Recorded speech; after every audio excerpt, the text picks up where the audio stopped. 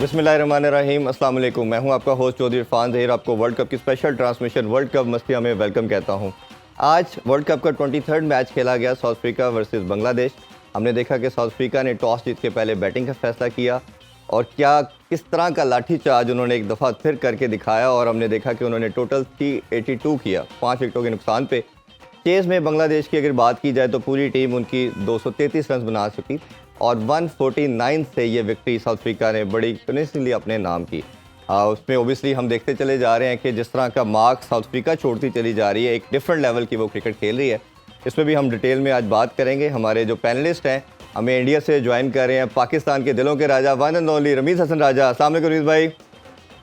जी champion, क्या हाल है आपके? जी बहुत शुक्रिया, thank you so much for joining us. और हमें इधर स्टूडियो में ज्वाइन कर रहे हैं 92 के एक और legend one and only Aqib Javed. अस्सलाम वालेकुम आकिब भाई। वालेकुम अस्सलाम। कैसे हैं आप भी ठीक ठाक है जी? ठीक ठाक। वो लगता है अगले 4 साल भी हर साल हमने मुबारक ले ली। ऐसे ही है। और हमारे रेजिडेंट एनालिस्ट जो हैं अजहर बाजवा भी ज्वाइन कर चुके हैं। अस्सलाम वालेकुम अजहर भाई। वालेकुम सलाम। क्या आप इंजॉय कर रहे हैं गेम को? बहुत ज्यादा। वैसे अभी तक कोई मैच अभी वर्ल्ड कप का हमने देखा नहीं। बहुत होपफुल थे। आज नहीं लग रहा। आज एक पॉजिटिव इंसान था, वो भी गया। इस टीम ने कोई पॉजिटिव आदमी रहने नहीं दिया। और हमें स्टूडियो में बड़े स्पेशल 2 गेस्ट ने भी ज्वाइन किया है। एक all the way from the London England से आए हैं चाहत फतेह अली खान। अस्सलाम वालेकुम जी। वालेकुम अस्सलाम। आप उदास क्यों लग रहे हैं वैसे, क्या वजह है इससे? हाय क्या बात पूछ रही, अपना बच्चों का खिलौना होता है। उदास क्यों ना हो। हाँ जी। क्रिकेट मैच जो है वो हमारी टीम कल हार चुकी थी और मुझे दुख इस बात का नहीं कि वो हारे हैं, मुझे दुख इस बात का है कि जो शगुफ़े अवाम मुझे देती थी, अच्छा जी, वो अटेंशन क्रिकेट टीम ने अपनी तरफ डाइवर्ट कर ली। आपकी राइवलरी आ गई ना उनके साथ। अब मैं कहता हूँ इस बात पे मैं हर फोरम पे एहतजाज करूँगा और मैं एक बहुत बड़ा जलसा भी रखवाऊँगा और ये कोर्ट तक मैं मामला लेके जाऊँगा। मेरे साथ ज्यादती हुई है और इस मुल्क के साथ ज्यादती हो तो कैसी अजीब बात हो। चलें इस पे भी बात करते हैं। और हमें बड़ी एक ज़बरदस्त पाकिस्तान की सिंगर जो है मुन्नी बेगम ने ज्वाइन किया। अस्सलाम वालेकुम जी। वालेकुम अस्सलाम। लेकिन सबसे पहले तो मैं ये कहना चाहूँगी कि इसीलिए जो है पाकिस्तान के जो हालात हैं वो ख़राब होते जा रहे हैं कि आप लोग कल के चिड़े बल्कि कल की मस्त मज को बुला लिया है आपने यहाँ पर।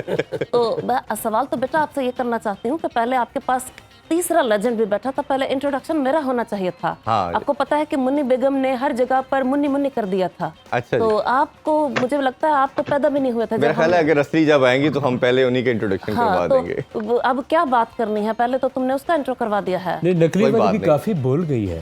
नहीं देखिए, जो बड़ा लेजेंड होता है ना उनका आपको देखा है मूवीज में भी एंड में नाम आता है एंड, तो आपको सबसे एंड में इसीलिए इंट्रोड्यूस किया जाए, एंड आखिर में लास्ट। लेकिन अगर बेटा हमसे पहले ऐसे लोगों के नाम आने क्या बात है, खराब पतीसा होता है। ये ऐसा नाम पहले आए बाद में आए बदनामी ही है। मेरा ख्याल है पहले क्रिकेट से स्टार्ट करते हैं फिर आप लोगों की तरफ बढ़ते हैं। आज ये करने का दिल भी नहीं हो रहा मेरा। वो अभी करेगा भी नहीं कुछ दिन। अच्छा रमीज भाई, क्रिकेट की हमने कल भी बात की, मॉडर्न डे क्रिकेट की हमने जो एग्जांपल देते चले जा रहे थे कि दुनिया किस तरह की क्रिकेट ब्रांड की क्रिकेट खेल रही है और ये खूबसूरती हमें नज़र आ रही थी पावर हिटिंग की भी, वो आज उसकी एक दफ़ा फिर हमें प्राइम एग्जांपल शोकेस की साउथ अफ्रीका ने। और ख़ास तौर पे डिकॉक की बात की जाए तो क्या शानदार किस्म की जो सेंचुरी उन्होंने की, 172 रन की इनिंग्स खेली। और जो हम बात करते हैं कि जब आपका सीनियर प्लेयर जब खड़ा होता है, रिस्पॉन्सिबिलिटी लेता है, ना सिर्फ वो रन्स करता है, वो फिर बड़े रन्स करता है और मैच को वन साइडेड करता है। कैसे देखते हैं आज की परफॉर्मेंस को? जी यार, ये आई ओपनर है पाकिस्तान के बल्लेबाजों के लिए कि जो ओपनर है अगर सेट हो गया तो फिर 150 करें, क्योंकि ये पिचेस ही ऐसी हैं, खासतौर पे वेंकटे हो गया या बेंगलुरु की पिच हो गई। ये भी जो चेन्नई की पिच थी ये भी इतनी कोई खास बुरी नहीं थी बाय चेन्नई स्टैंडर्ड्स, क्योंकि ठीक है गेंद स्पिन तो हुआ था मगर क्वालिटी चाहिए थी स्पिन करने के लिए।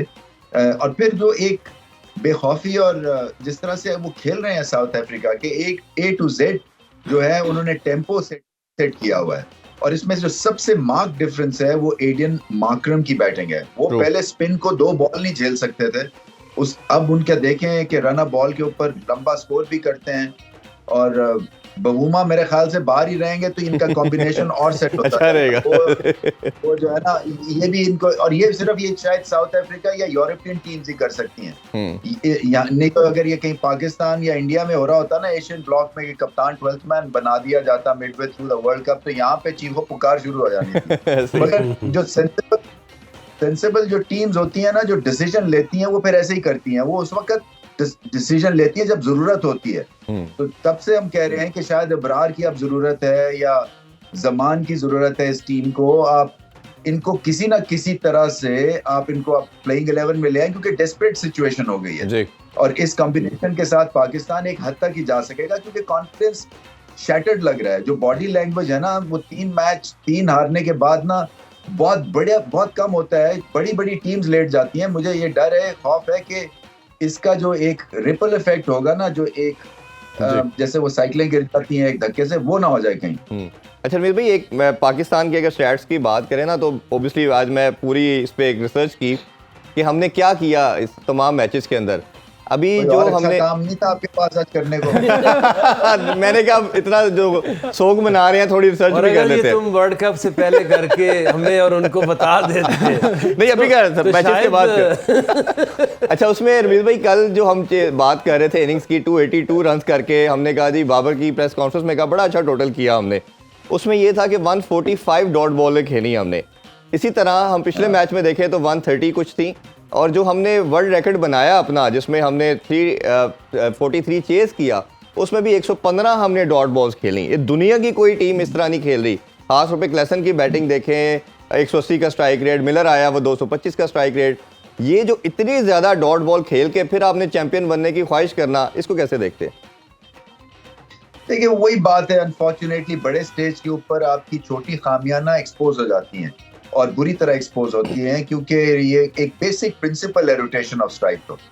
और अगर आपसे चौका नहीं लग रहा, वैसे भी चौके हम खा ज्यादा रहे हैं, लगा कम रहे हैं, तो एंटरटेनमेंट तो प्रोवाइड फिर भी हम करते हैं इन एनी केस। मगर ये कि जो डॉट्स है ना, वो तो कत्ले आम है बैटिंग के साथ, इसलिए कि आपको तो दूसरे एंड पे जाना है। और इसकी हमारे पास बेहतरीन एग्जाम्पल हैं। जावेद मियांदाद उस वक्त 70s में ऐसे खेलते थे, हालांकि तब तो वनडे क्रिकेट नहीं थी, मगर एक बेसिक आपको अवेयरनेस होती है कि मैं रोटेशन ऑफ स्ट्राइक से प्रेशर पड़ेगा, उसको लाइन और लेंथ बदलनी पड़ेगी बॉलर को, आप मोमेंटम हासिल कर सकते हैं। यूनुस खान ऐसे खेलता था, सिंगल्स निकालते जाते थे। हर अच्छा बैट्समैन जो है ना, वो इसी तरह से बैटिंग करते हैं।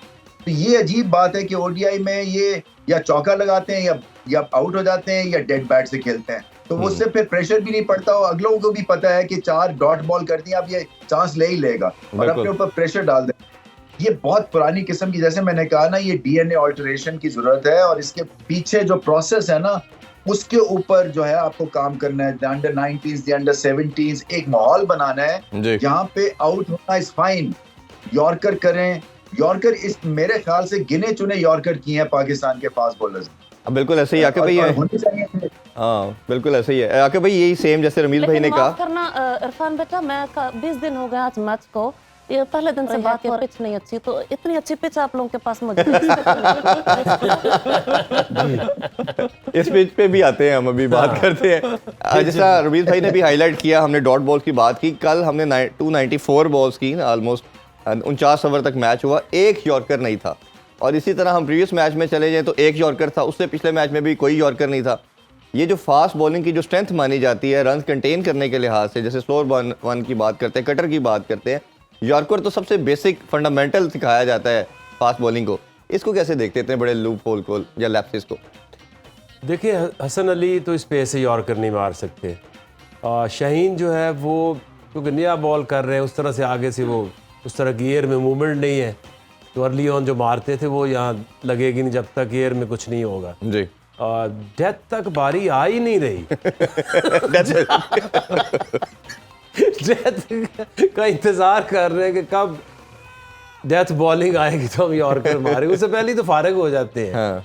और वो इस तरह से कि कोई एक पार्टनरशिप नहीं लग रही इन बॉलिंग, जिस तरह बैटिंग में नहीं लग रही, इसी तरह बॉलर दूसरी तरफ से 2 बॉलर मिल के एक कॉम्बिनेशन बनाते हैं, एक थोड़ा सा कुछ स्कोर रोकता है, एक फिर अपने यॉर्कर या बाउंसर्स करता है। वो तो एक ही तरह से आ रहे हैं और एक ही तरह से मार खाए जा रहे हैं। कोई किसी को समझ नहीं आ रही कि उसका रोल क्या है। ऐसे ही कोई समझ नहीं आ रही, स्पिनर आता है उससे ज्यादा मार खाता है, पेसर आता है उससे ज्यादा मार खाता है। तो अब तुम ये भी नहीं कह सकते कि किसको 10 ओवर कराने चाहिए पूरे, किसको नहीं कराने चाहिए। अभी कुछ चेंजिंग एक्सपेक्ट करते हैं बॉलिंग के, इन टर्म्स ऑफ बॉलिंग बात करें टीम के लिहाज से, तो कुछ लगता है आपको? बॉलिंग में तो आपके पास कोई ऑप्शन है ही नहीं। मोहम्मद वसीम बैठा है, वो बैठा रहे तो बेहतर है। वो खड़ा हो गया तो फिर कहीं नहीं हो जाए ना। जाहिर है, देखिए एक चीज, जब लीग्स में आते हैं ना ये एग्रेसिव प्लेयर्स, जी, जैसे ए बी डिविलियर, ब्रैंडन हमारे साथ रहा, फिर क्रिस लिन रहा, तो वो एक बात करते थे कि ये जो हमारी आदत है, कहते this is very strange for me, कि अगर एक बॉल आ रही है तो आप उसको ऐसे करके सॉफ्टली कैसे खेल सकते हैं इन T20 क्रिकेट या इन वाइट बॉल क्रिकेट। आप आती है, आप उसको पुश तो करो। जब आप पुश करोगे तो जो फील्डर्स हैं उनको इंडिकेशन आएगा कि हमने पीछे दायरे की तरफ जाना है, और अगर उसमें से जरा सा 5 फुट इधर 4 फुट इधर हो तो चौका भी हो जाएगा। ऐसे ही। तो ये कहता है कि अगर तो इनको आप छोड़ भी दो तो ये फिर भी आपको चौका नहीं वो जाएगा, जाके दुक्का होगा सिर्फ। तो आप हार्ड पुश करें जिससे फील्डर पीछे जाएं, उनमें से एक आधा गैप में गया चौका, वो दायरे से आना शुरू हो जाएगा, आपके सिंगल्स खुल जाएंगे। ऐसे ही। इनके तो ऊपर चढ़ा देते वो फील्डर, ऐसे ही, और ये फिर भी पुश नहीं करते। अच्छा कि भाई इसी वाले से डॉट बॉल 115 है और पूरी इनिंग में छक्के होते हैं 3, 1 2 3 बस। 1 2 3। राज अभी आप बता रहे थे कि 19 छक्के मारे आज हाँ। साउथ अफ्रीका ने, और हर नंबर के प्लेयर ने मारे। बिल्कुल ऐसे ही। डी कॉक ने 7, क्लासन ने 8 और एक मिलर ने 4। देखिए जो क्लासन की, जो आप एक चीज देखें कि उसको बंदा देख के बुरी बॉल करते डर लगता है। ऐसे ही। जो उसकी हाइट है, रेंज है, और जितनी उसकी बैट स्पीड, अभी तक जितने प्लेयर है सबसे उसकी तेज है। अगर आप साउथ शकील 5 नंबर पे खेलता है, उधर से ये खेलता है, साउथ शकील को आप बुरा बॉल भी करोगे तो वो क्या करेगा? उसका साइज देखें, उसकी पावर देखें।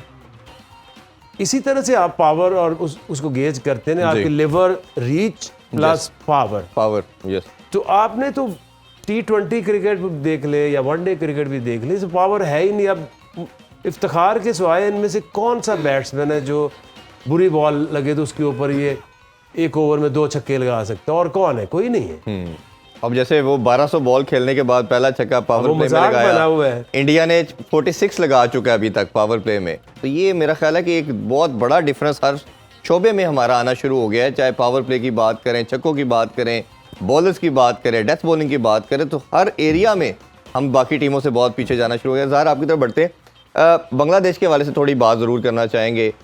इस मैच में पहले वो जब आए थे 3 मैच जीते थे, बांग्लादेश 1 जीता हुआ था। वर्ल्ड कप में भी इक्वल था स्टैट्स इनके, और कहीं ना कहीं ये बात की जा रही थी कि शायद ये एशियन कंडीशन उनको सूट करती हैं, स्पिनिंग ट्रैक हैं, कहीं फंसा लेंगे। शुरू में उन्होंने ट्रबल डाली भी, ऑलमोस्ट उनके पावर प्ले में 2 आउट कर दिए थे बैटर, बट जिस तरह पार्टनरशिप लगी और फिर जिस तरह डी कॉक ने बैटिंग की और फिर उसका साथ मार्करम ने और फिर जो क्लासन ने लाठी चार्ज किया, किस तरह देखते हैं परफॉर्मेंस को? और फिर जब चेस के लिए भी आए तो महमूदुल्लाह के अलावा कोई भी रन्स नहीं बना सके, तो ओवरऑल परफॉर्मेंस को कैसे गेज करते हैं आप? देखिए बिलो पार परफॉर्मेंस थी। स्टार्ट उन्होंने अच्छा किया था, जब 36 for 2 उन्होंने रिस्ट्रिक्ट कर लिया था, मेहदी हसन मिराज ने उनको LBW किया। उसके बाद जो पार्टनरशिप लगी मार्करम और डिकॉक की, वो बड़ी क्रूशल पार्टनरशिप थी। उस पर जो मेरे ख्याल में वेयर बांग्लादेश मिस्टर ट्रिक, वो ये उन्होंने रियलाइज़ नहीं किया कि अगर हमने साउथ अफ्रीका को छोटे टोटल पे रिस्ट्रिक्ट करना है, we have to keep taking their wickets at regular intervals. जो अब साउथ अफ्रीका का ट्रेंड जा रहा है, अगर उनके पास विकेट्स इन हैंड हो, आखिरी 10-15 ओवर में डिस्ट्रॉय कर देते हैं। और साउथ अफ्रीका का जो सबसे खूबसूरत बात है उनकी इनिंग्स की, वो ये कि they know how to pace their innings. उनने ये भी कॉन्फिडेंट है कि हमारे पास लो डाउन दी ऑर्डर ऐसे हिटर्स हैं जो चाहे अगर हमारा run rate average run rate भी हो 35 से 40 ओवर्स तक, हम आखिरी 10-15 ओवरों में अगली टीम को मैच से बाहर फेंक सकते हैं। आज भी हमने ये देखा, उन्होंने 200 के करीब स्कोर 37वें ओवर में किया, लेकिन आखिरी 13 ओवरों में उन्होंने 182 के करीब स्कोर किया और आखिरी 5 ओवरों में 80 के करीब स्कोर किया। It just goes to show कि वो कितनी ज़्यादा डिस्ट्रक्टिव बैटिंग लाइनअप है। आप और एक जो बड़ी खूबसूरत चीज़ मुझे नज़र आई साउथ अफ्रीका के इनिंग्स में, उनके खिलाड़ी अपने इंडिविजुअल माइलस्टोन्स के लिए नहीं खेल रहे, वो अपनी टीम के लिए पूरी जान मार रहे हैं रिगार्डलेस ऑफ द सिचुएशन और कंडीशन। आपने डिकॉक को देखा, वो 200 के बिल्कुल करीब था, वो होता तो एक ऐसा अप्रोच अडॉप्ट कर सकता था 43 ओवर से तब। हाँ जी। अडॉप्ट कर सकता कि वो मेक श्योर करता कि मैं 200 क्रॉस लूँ, लेकिन उसने ये कोशिश नहीं की। उसने ये कोशिश की कि मेरी जो टीम है ज़्यादा से ज़्यादा स्कोर कर ले, और उसकी कोशिश में उसने बेशक अपनी विकेट दे दी, लेकिन उसको इस बात को वो कंसर्न नहीं थी। बिल्कुल ऐसा ही है। थोड़ा सा इनकी तरफ ही बढ़ते हैं जी। नाज़ मदनी साहब, ये बहुत से लोग ये जानना चाहते हैं, फैंस आपके जानना चाहते हैं, आखिर आपने गाना गाना क्यों शुरू किया? देखिए, इसका जवाब मैं सबसे पहले आपको बाद में दूंगा। एक बात कहना चाहूँगा, क्या मैं भी जिसे मिस कर रहा हूँ, आप सब भी उसे मिस कर रहे हैं? अच्छा जी, किसको मिस कर रहे हैं आप? सोनिए नच। मेरा से स्टेप मैं मिस कर रहा था। अच्छा, दूसरी बात, कल रात मेरा एक जगह पे एक निजी महफिल में कॉन्सर्ट था। यकीन जाने इतनी दाद मिली, और एक बंदा था, उसने आधे घंटे दाद दी। नाम उनका था कांस्टेबल शाहिद जट। अच्छा जी। लिटा के उन्होंने दाद दी। मैंने कहा बैठ जाओ, नहीं क्या आधे घंटे, फिर उसने मजीद मुझे दाद दी। तो जहाँ तक आपका सवाल है, नहीं नहीं जी, नहीं नहीं नहीं नहीं, ये बदला लेने के लिए मैंने सिंगिंग शुरू नहीं की, बल्कि इन जैसे महान जो लेजेंड्स हैं उनको बताने के लिए कि भाई बुरा गा के भी मशहूर हुआ हो जा सकता है। हो जा सकता है क्या होता है? मैं घबरा गया ना, लेजेंड कंफ्यूज हो गया। अच्छा, आपके दौर में जब लोग गाना सुनते थे तो बड़ा एक मजा आता था, ये आजकल की सिंगिंग को क्या हो गया? माशाल्लाह, क्या सवाल किया है। टेबल पे सारे प्लॉट बेचने वाला होता है। क्या बात? अरे क्या बात कह दी तुमने, बहुत गहरी बात कह दी है। लेकिन यहाँ पर मैं कहना चाहूंगी कि इरफान, आप पता कैसे लगते हो जैसे पापा का परवाना होता है। पापा का परवाना, पापा की परी होती है। परी तो सुना था हमने, परवाना नहीं सुना। परवाना भी होता है, जिसके मुंह पे बहुत ज्यादा शाइन होती है, वो पापा का परवाना होता है। और इतना चालाक परवाना होता है कि दिए को जाके फूके मारता है ताकि जले ना। तो ये तो हमारे जमाने में होता था, काश आपके जमाने भी होते ताकि आपको आग लग जाती। तो बेटा जी, ये जो सवाल आपने हमसे पूछा है, ये तो हमें आपसे पूछना चाहिए कि ऐसा क्या हो गया है कि मार्केट में ये डायनासोर के अंडे कामयाब होना शुरू हो गए हैं? क्या बात है ऐसी? दे जवाब जी। मेरी तरफ से जवाब, नहीं, इनको तो हम मुंह नहीं लगाएंगे, क्योंकि ये हमारी परंपरा, हमारी रिवायात, हमारा असासा सब जाया कर रहे हैं। आप तो ऐसे पीछे पड़ गई हैं। मैं भी तो कला का शहदाई हूँ। काश मैं आपका शागिर्द होता। नहीं, काश मैं आपसे, अगर हमारा, आप यकीन करें, अगर हम इनके मोहल्ले की दाई होते तो ये आज यहाँ ना होते। इसको अपना शागिर्द न बनाएगा, इसका मैं शागिर्द बन के बहुत बेइज्जत हुआ। आके भाई ने बताया था आपसे क्रिकेट भी सीखते रहे। अच्छा, लोग आपसे वैसे जेलस क्यों होते हैं चाह साहब? देखिए, जाहिर सी बात है, चमकती हुई चीज आंखों में तो चुभती है। वाह वाह वाह वाह।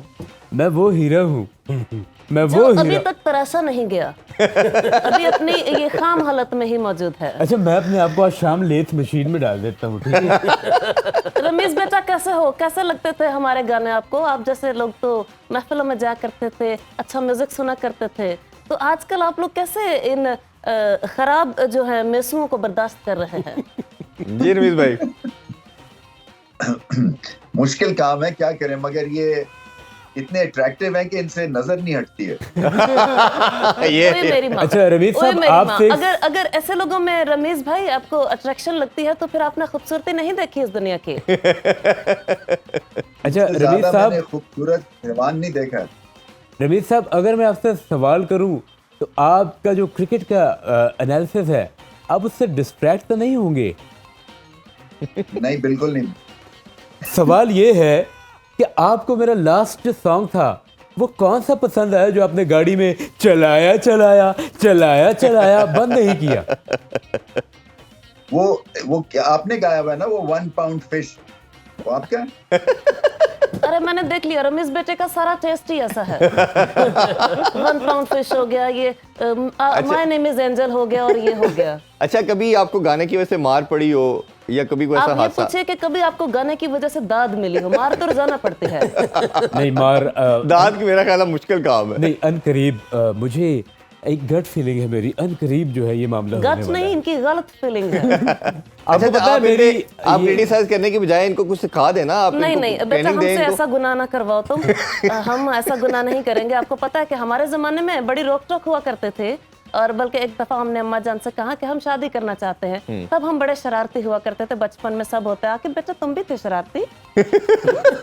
तुम तो अब भी शरारती हो। तो खैर हमने अम्मा जी से कहा कि अम्मा जी हम शादी करना चाहते हैं। तो अम्मा जी ने कहा कि बेटा क्यों किसी की जिंदगी खराब करनी है। तो मतलब यह है कि हम दूसरों का ख्याल करते थे, लेकिन ये पता नहीं किस तरह के अंधे आना शुरू हो गए हैं जो खराब कर रहे हैं हमारे माहौल को। देखिए आप बड़े बड़ी हमारे हैं, ऑनरेबल हैं। मैं आपकी दिल से इज्जत करता हूँ। इरफान, अगर ये तुम्हारे लिए ऑनरेबल है तो तुम बहुत चंद दिन के मेहमान हो बेटा। अच्छा, मैं अनटॉलरेबल भी हूँ। अभी छोटा सा ब्रेक लेते हैं जी, ब्रेक से वापस आके डिस्कशन को कंटिन्यू करते हैं। स्टे विद अस।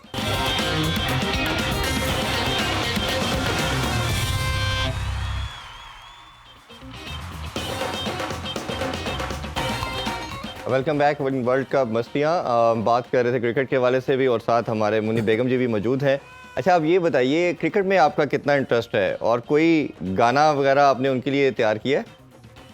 इरफान बच्चे, सबसे पहले तो ये बताओ तुम्हारा क्या खो गया है? तुम हंसते क्यों नहीं हो खुल के? पाकिस्तान हार ही जा रहा है, कैसे खुशियां मिलेंगी? देखो जिस तरह से पाकिस्तान हारता गया, तुम्हारे चेहरे का ग्लो भी जाता जा रहा है। अगर तुम पाकिस्तान के पीछे लगे रहोगे तो एक दिन तुम ऐसे हो जाओगे। अल्लाह अकबर। अब मैंने क्या कह दिया? तो बात यह है कि तुम मुझसे पूछ रहे जय, थे मैं आपसे नहीं बोल रहा। कट्टी। क्या कहूँ इसको, मैं जूता उतार लूं? अभी नहीं, बाद में। हमारे यहाँ तो आप भी आराम से बैठे हैं, उनको बात तो करने दे। मैं नहीं बैठ सकता। चाहत और आराम से जो है वो बैठ जाए, ऐसा हो नहीं सकता, वाह। ऐसा हो ही नहीं सकता। क्यों क्यों? अच्छा, हमें उनसे बात करने दे। करें जी, मैंने आपको मुंह रोका है। हमारे यहाँ जो बच्चे पागल हुआ करते थे, उनके लिए ऐसे टॉय लाया करते थे। वो होता था हाथी वाला और बंदर वाला। उस दौर में ये ऐसे खिलौने हुआ करते थे। तो क्या बेटा पूछ रहे थे मुझसे? जी, आपको क्रिकेट पसंद है, और आपने क्या कोई गाना बनाया उनकी नहीं हौसला बेटा, अफजाई के मुझे लिए? अपने चेहरे के ग्लो का बड़ा ख्याल है। मैं क्रिकेट नहीं पसंद कर सकती। अच्छा। आप और गाना अगर सुनाएं। हमारे, ये कौन होता है मुझसे सवाल करने वाला? बात यह है कि हमारे यहाँ तो यही हुआ करता था कि एक मुस्कुराहट पे जान चली जाती थी, और हमारे तो मुस्कुरा के नरमी से प्यार से काम लिया जाता था। आखिर आप भी मुस्कुराया करो। अच्छा वो माशाल्लाह मुसलसल मुस्कुरा रहे हैं। नहीं, जब से ये 3 दफा वाली जो क्या बोलते हैं, हैट्रिक बोलते हैं, हैट्रिक क्या होती है? 3 हैट्रिक होती है। तो तब से मुस्कुराहट जो है वो सबकी जाती रही है। लेकिन फिर भी मुस्कुराहट एक ऐसी चीज है जिससे आप जो है दिल मोह सकते हैं। अच्छा, आप मेरे कान महसूस कीजिए, कुछ सुनाइए। तो अब हम वो गाना सुनाते हैं जो रमीज बड़े गौर से सुना करता था। जी जी प्लीज। एक बार मुस्कुरा दो, एक बार मुस्कुरा दो, सोनी, एक बार मुस्कुरा दो, यस, एक बार मुस्कुरा दो, सोनी। एक बार मुस्कुरा दो, एक बार मुस्कुरा दो, एक बार मुस्कुरा। ये मेरे साथ उठा लो सिलेंडर, आपको वो सिलेंडर फट जाए। सिलेंडर नहीं, इनको सिलेंडर लगाना पड़ेगा। तू क्या? आपको पता है अफ्रीका में कोबरा स्प्लिटिंग कैसे करता है? है जी। अच्छा, ये बताएं, आपको ये इतनी चेनें और कोबरा ये की जो- गुठिया, कोबरा की स्पिटिंग फिर भी बर्दाश्त हो जाएगी। इसकी स्पिटिंग बहुत जहरीली है, मुझे यहाँ से नजर आ रही है। जी जी अंदाजा है हमें। जी। जी, इसकी रीजन बताइए, इतनी चेनें और ये इतनी मुझे लगा गुठिया। तुम बेटा रीजन पूछने लगे हो कि स्पिटिंग कैसे करते हैं। मैं हैरान हो गई कि एक स्पोर्ट्स एंकर स्पिटिंग करना, ये अजीबोगरीब हरकतें हैं, क्यों सीखना आसान चाहता से है? सवाल कर रहा है ना जी। ये चेनें जो है, हाँ जी। ये मैंने इसलिए पहन रखी है कि इन्होंने मुझे बांध रखा है अपने हिसार में। और आपको पता है, ये अंगूठियां जब मेरी पूरी हो जाएगी तो मैं दुनिया पे कब्जा कर लूंगा। वाह वाह वाह वाह वाह। अच्छा, कोई आपका अकेडमी बनाने का भी प्लान मेरी है? बकवास तो नहीं की? जी जी। जी, हम पूछ रहे हैं। इसको ना आया करे, इसको शीशा दे दिया, वरना खुद ही देख ले। बचपन का दोस्त अगर आप पे ऐसी बातें कसे तो दुख होता है। वाह वाह वाह। अच्छा, आपका कोई म्यूजिक एकेडमी बनाने का प्लान है लोगों को मैं- टॉर्चर करने के लिए? मैं कह रहा हूँ कि म्यूजिक का जितना भी मेरी तरफ से बेड़ा गर्क हो सकता है, मैं अपना हिस्सा डालूंगा। और मैंने इस मुआशरे में ऐसे बेसुरे स्टूडेंट्स पैदा करने हैं कि तारीख में जो है मेरा नाम लिखा जाएगा, जैसे आज डायनासोर्स को याद किया जाता है इसी तरह मुझे भी याद किया जाएगा। चलो ठीक है, ये तो बात हो गई। आके बेटा आपसे एक सवाल पूछना था हमने। आपकी मुस्कुराहट क्यों निकलना शुरू हो जाती है? आप भी कह रही थी मुस्कुराया करें, और क्या करूं? तो सवाल ये था कि बेटा आपने जिंदगी में बहुत बहुत काम किए होंगे, बड़े भी किए होंगे, छोटे भी किए होंगे, तो मुझे ये बताओ कभी फारिग वक्त में घर बैठ के मटर छीले हैं? ये तो जो बेटा आपकी हंसी है ये कहती है कि छीले हैं। हाँ छीले ये हैं। बताओ कितने छीले हैं? आधा किलो। ये गलत हुआ। फिर ये आपके साथ अच्छा सलूक किया जा रहा है। अच्छा, वैसे जब मटर से याद आया, एक दफा मैं मटर छील रहा था, मुझे लगा ये मटर से इसको गटर नहीं याद आ जाए।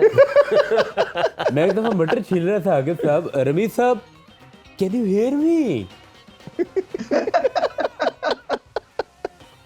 जी करें बात प्लीज। मैं जब मटर छील रहा था तो बिल्कुल मेरे कपड़े पहना हुआ रहे, ग्रीन ग्रीन, एक सुंडी निकली और उसने निकलते ही मुझे कहा अस्सलाम वालेकुम, सोनिए नच। अब जो सुंडी ने ठुमके लगाए, ये पिते पिते ठुमके, ये टिक टिक टिक टिक टिक टिक। मैंने कहा भाई आपने मेरा दिल जो है वो बाखुदा जीत लिया। और जहाँ तक बात लोग बुलाते हैं, बड़ी हमारे इज्जत है। पाकिस्तान में बहुत जब हम छोटे हुआ करते थे बड़े अच्छे स्प्रे आया करते थे, आपको पता है कपास के कमर्शियल्स जी, में। जी। अब वो स्प्रे नहीं आ रहे। अगर स्प्रे आ रहे होते तो सुंडी और ये दोनों आज यहाँ ना होते। चले इसको भी हम जरा गौर फिक्र करते हैं। अरमीज भाई आपकी तरफ बढ़ेंगे। काफ़ी ये फैंस ने क्वेश्चन किया कि आपसे पूछा जाए कि पाकिस्तानी टीम इस पोजीशन में क्या कमबैक कर सकती है, कोई पॉसिबिलिटी, कोई रे ऑफ होप आपको नज़र आती है, कोई इनमें फड़क, कोई जान नज़र आती है कि कुछ हो सकता है, या ये अब एक मेयर फॉर्मेलिटी है तमाम मैचेस खेलना, क्योंकि अवाम की डिसअपॉइंटमेंट जो है वो बहुत ज़्यादा हो चुकी है? देखिए, वापसी तो करनी है और जोर तो लगाना है, इसमें मतलब कोई शक नहीं है कि आप प्राइड के लिए खेलते हैं, इज्जत के लिए खेलते हैं, अपने लिए खेलते हैं। आपने वर्ल्ड स्टेज पे बताना है कि आप कितने बड़े प्लेयर्स या टीम हैं, और कभी भी कमबैक कोई भी कर सकता है। साउथ अफ्रीका से अगला मैच है, उनकी एक जो एक मैडनेस की स्ट्रीम चल रही है 300 प्लस की, ये कहीं ना कहीं खत्म तो होगी। कहीं गलती करेंगे और फिर उनके तो आखिरी के ओवर्स हैं वो ठीक नहीं कर रहे हैं, तो पाकिस्तान के पास चांस तो है। अब वो वही बात है कि अपने आप को उठाना है। क्या ये टीम उठा सकती है अपने आप को? क्या बात करें, नेट सेशन कैसे? वैसे मैंने इनके नेट सेशन देखे हैं एक दो, मैं कुछ खास इंप्रेस नहीं हुआ था, इसलिए कि वो ऐसे थे, चले ऑप्शनल नेट भी हो, मगर उसमें ये नहीं हो सकता कि आप बार बार आउट हो रहे हैं या आप इस तरह की प्रैक्टिस कर रहे हैं कि जो कि उस मैच के हिसाब से ठीक नहीं है। जो आने वाला कंपटीशन है उसको सामने रख के आप प्रैक्टिस करते हैं ना, कि ये बुमराह मुझे ये बॉल करेगा, अगर इंडिया से मैच था उस दिन, या उनका जो है कुलदीप ऐसे बॉल करेगा। कोई नेट्स में आप ऐसे बॉलर्स मंगवा लेते हैं जो कि आके प्रैक्टिस आपको करवाते हैं। तो मुझे ये लग रहा था कि बहुत ज्यादा इंपॉर्टेंट होता है कि आपका एक इंटेंसिव नेट सेशन हो, और उसमें फिर आप मैच की सिचुएशन को रेप्लिकेट करें और उस तरह से प्रेशर लेके आप 2-3 नेट सेशन करें। जहाँ पे आउट तो आप बाहर नेट से, जहाँ पे आप शॉर्ट बॉल करें और चौका पड़े तो आप फिर थोड़ा जाके रेस्ट करें और एनालिसिस वाले के साथ बैठें कि मेरा आर्म क्यों नहीं ठीक आ रहा है, या मेरा रिपीटेबल एक्शन भी बनता है। तो ये चीजें पाकिस्तान को करनी पड़ेंगी, ये एनालिसिस भी है, मगर मोर इम्पोर्टेंटली आई थिंक इस वक्त अपने आप को मेंटली उठाना है। और वो लीडरशिप जो है, मैं बार बार कह रहा हूँ कि बाबर आजम की अब रिस्पॉन्सिबिलिटी और बढ़ गई है कि उनको समहाउ ऐसी सिचुएशन से वो फेस कर रहे हैं जो कि कभी पहले नहीं थी। इस तरह की सिचुएशन पिछले जब से कप्तान बने हैं वर्ल्ड स्टेज के ऊपर ऐसी सिचुएशन कभी नहीं आई है। बिल्कुल तो ठीक है, टेस्ट जाते हैं और वो भी चले इंग्लैंड के खिलाफ फाइट कर करके आखिरी दिन, आखिरी आधे घंटे में 2 टेस्ट मैच खत्म हुए थे। मगर इस तरह का वर्ल्ड स्टेज के ऊपर जो पाकिस्तान को एक तरह से मैं कहूँगा हारने से जो एम्बैरेसमेंट हुई है ना, उससे उसको गुस्सा खाना है और गुस्सा खा के अपने आप को बैक करना है। कई दफा जो एंगर है ना वो पॉजिटिव तरह से आप इस्तेमाल करते हैं ना, तो आपकी टीम खड़ी हो जाती है, आप खड़े हो जाते हैं, क्योंकि फिर आप उस बॉल को देखते हैं, गुस्से से देखते हैं कि मैं ये इससे आउट नहीं होऊंगा मैं, या जब बॉल करने आते हैं तो फिर आप वो लेंथ हिट करते हैं, बार बार करते हैं कि मैं ये 4 ओवर का स्पेल करना है, मैंने दुनिया की बेहतरीन बॉलिंग करनी है। तो ये गुस्सा भी अपने कई दफा काम आ सकता है आपके। बिल्कुल ऐसे ही है। अक्का भाई आपसे एज ए कोच हम जानना चाहेंगे, बैट्समैन का प्रॉब्लम, पावर हिटिंग भी हमने डिस्कस कर लिया, सिंगल्स ना देना भी देख लिया, बॉलर्स की बात करें तो लेंथ बोल गए, कैप्टन की बात करें तो वो उनको फील्ड प्लेसिंग नहीं आइडिया हो रहा है, किस बॉलर को किस टाइम पे यूज़ करना है, मतलब हर एरिया में प्रॉब्लम, फील्डर्स का प्रॉब्लम भी अपनी जगह। अब एज ए कोच आप क्या समझते हैं बेसिक, क्या 3-4 चीज़ें ये फंडामेंटल ठीक कर लें अपने और ये कम बैक कर सकते हैं?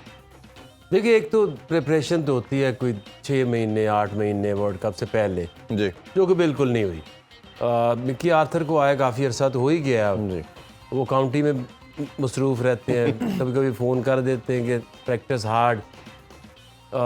इस तरह से आज तक कभी कोई टीम नहीं मैनेज हुई, ना चली है। इस डग आउट के अंदर देखिए बात यह है कि अगर आप अपने करियर में अपने खेलते हुए या कोचिंग के दौरान आप ऐसे सिनेरियो से गुजरे होते हैं, फिर आपके अंदर वो कामनेस आ जाती है, आप you know how to control your emotions. ऐसी बड़ी स्टेज के ऊपर आप किस तरह से उस प्रेशर से निकल के कामयाब हो चुके हैं। इस पूरे अगर आप डग आउट में देखें तो एक मॉनी मॉर्कल है, जिसके भी जो है पास जो सक्सेस है इन द वर्ल्ड का वो बैड एक्सपीरियंस यस, ठीक है। इसके अलावा तो और तो कोई क्रिकेट खेला ही नहीं है, थोड़ी बहुत खेले। मिकी आर्थर ठीक है, सारी दुनिया ने जब उन्हें साइड लाइन कर दिया है, नेशनल कोचिंग सारी जगह से फारग हो के अब वो रिटायरमेंट की तरफ जा रहे थे काउंटी के कोच बन के, तो तब हमने उनको चुन लिया और उसने भी नीचे अपनी छोटे छोटे कोचेस पकड़ के उनकी टीम बना ली। अब वो जो एक अब कंपटीशन है, फोर्स ही करते हैं कि अब किस तरह की क्रिकेट इंडिया में हो रही, आईपीएल आप फॉलो करते हैं, फिर जो क्रिकेट वहाँ पे हो रही है, और जो टीमें जो ऑस्ट्रेलिया साउथ अफ्रीका गई और जिस तरह की क्रिकेट हुई, दो टीमों की समझ तो आ गई कि ये तो अब 400 वाली कहानी है। बिल्कुल ऐसे ही। इंग्लैंड ने आपको पिछले कुछ अरसे से ये टेस्ट मैच में बता दिया कि हम अब वो वाली क्रिकेट हमने नहीं खेली। न्यूजीलैंड ने ऑलरेडी अपने हर वर्ल्ड कप में, पिछले 2-3 वर्ल्ड कप में और अपनी गेम उठाई है जी। इंडिया की जो ये एक्सपीरियंस बैटिंग लाइनअप है, जिस तरह के उनके प्लेयर्स हैं, तो आप किन के साथ खेलने जा रहे थे? क्योंकि इस टीम में मुझे तो ये नहीं है आप मुझे कह रहे थे कि ये टीम चल जाएगी, ये टीम उठेगी, लेकिन कहाँ उठेगी, करेंगे क्या? छक्का तो हमने मारना नहीं है। वो 19 छक्के मार रहे हैं, हम एक मार रहे हैं, ऐसे ही। और कितने रन 140 डॉट बॉलें खेल रहे हैं, डॉट बॉल भी हो रही है, छक्का लग नहीं रहा, तो रन कैसे बनेंगे? पहले तो आप छक्के मारने वाले प्लेयर आइडेंटिफाई करें। ये वही फर्क है, मैं आपको बताऊं, अगर आप इसको इस तरह से देखो ना, पाकिस्तान हॉकी और हॉलैंड, जर्मनी, ऑस्ट्रेलिया, उनकी हॉकी, फर्क क्या पड़ा? रीच, पावर, स्पीड, ऐसे ही। अब एलिमिनेट हो गए हॉकी से। अब भी अगर आप देखें कि हमारा जो बिग हिटर हमें मिल गया साउथ शकील, वो मेरा 5 फुट 6 इंच उसकी हाइट है, इतने इतने उसके बाजू है, इतनी इतनी टांगे हैं। अब मुझे बताएं कि क्लासन कहाँ, बाकी वो।